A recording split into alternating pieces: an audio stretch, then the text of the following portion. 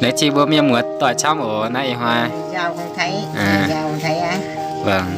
Này hoa yêu ta thảo na điệp bùn na đào bát sai chàn và nếu vừa chỗ nó để cái na chấm để chơi ta. Nếu vừa liều y hoa bữa bỉa vừa bữa như chênh mình quá, nếu vừa bùn vừa chẳng vừa trâu quá. Vừa miền mùa mà cả vừa miền xe mà bùn hắn nó phải mai. Bữa yam na làng yam nồng bữa yam đĩa bẹp cua yam nồng na bữa nên bữa xe chở tay hắn nó dễ là nó bữa chở tay mà chết piang dạo á nó không à chỗ mà chăm có đâu miền mùa tao nè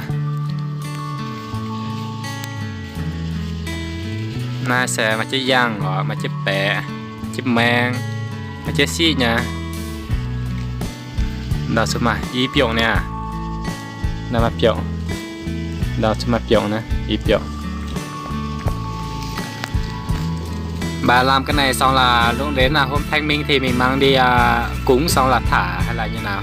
Cũng không cúng để mà lấy đi làm mộ xong thì cắm vào trên.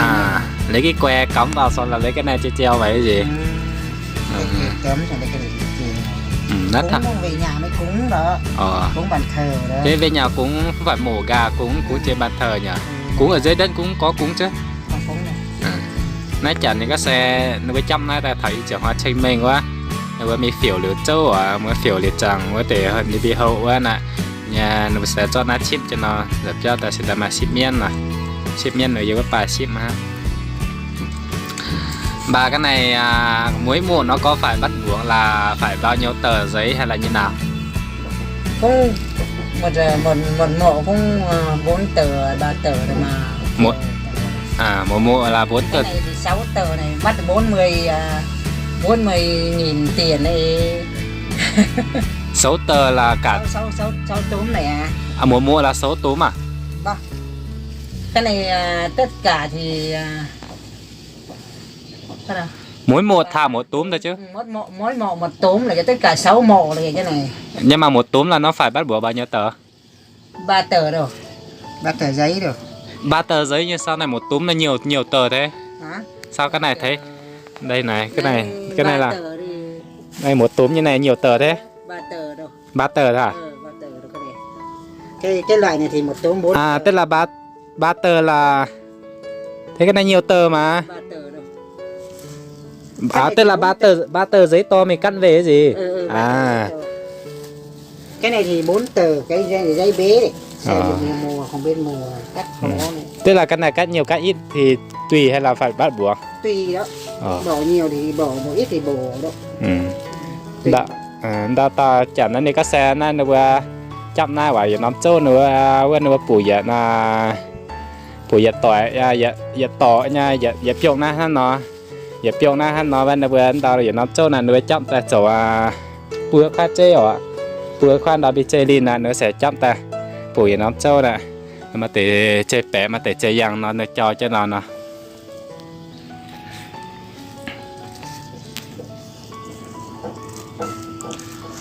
Người giao thì chỉ có là đến hôm đấy thì đi làm mổ xong là cho mấy cái tờ tiền mà tờ mình hay cúng đêm ngày ấy, cho mấy tờ tiền đốt hương vào xong là nói mấy câu thế thôi. Cái này cũng lấy hương đi thắp kia.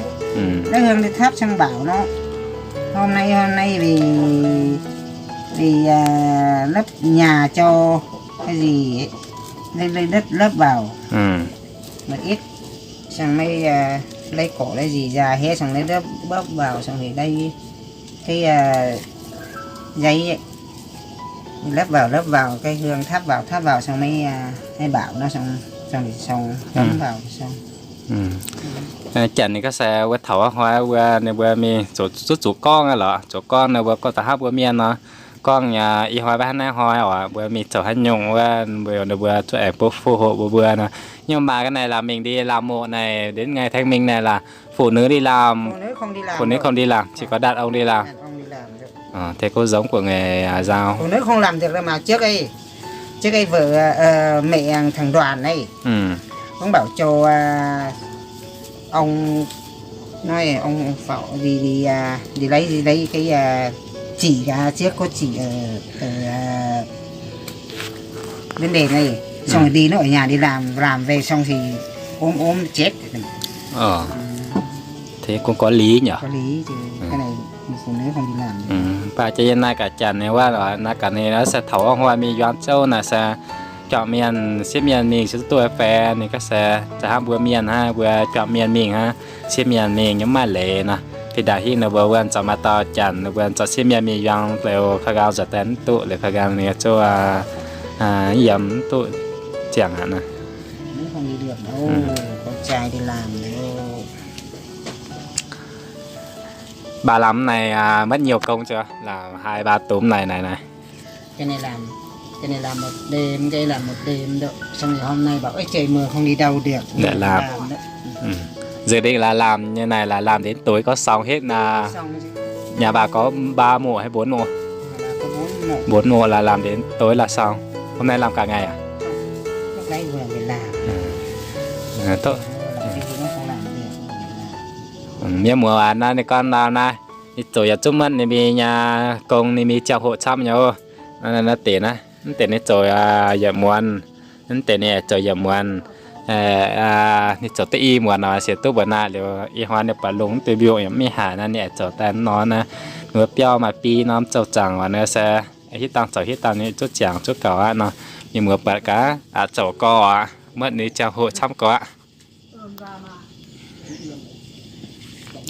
เฉยแต่ปุ่มเมื่อเมื่อโอ้นั่นเดียนั่นน้องจันนี่ในใบลิ้วนะเสียไอ้เจ้าห้ามปีละหัวยิบเจ้าเนี่ยนั่นเดี๋ยวเบื่อนักขวานเสียอยากจุดแจกำเจการเนี่ยcấp chế gan này bữa mà chưa hao này bữa chỗ hao vượt là tiền nè bữa là có phần đó cấm gan là tiền nè bữa chiều tiền cái cấm gan như tỏ này nên được cấm gan vay cái nào cháu thằng cháu với cháu thằng sơn nè thì đại hiện nó sẽ bữa yêu miền nhà chơi bữa lẽ hai nón nữa cấm chơi nữa cấm chế gan hai nón nó ổ anh được bữa nhẹ này nóm nó sẽ chút cấm trắng nhở anh được cơm này sụt cho nó ho tại đồ cho nó hậu gần anh nó từ chỗ đấy lên thì không có gặp con cháu đâu làm nương thì đấy được cái đấy thì không sắp từ lần sau nên là tôi giống rằng làm nương thì được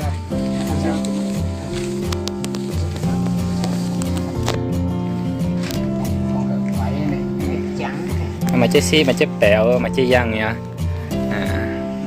giờ xí như nó sẽ có bùn với bé ha nè này hoa nó bây giờ chúc bùn chơi xí bùn chơi giang mà để cả mai piang chĩa cả dễ chịu à này tại ham bữa như nhàn hả lọ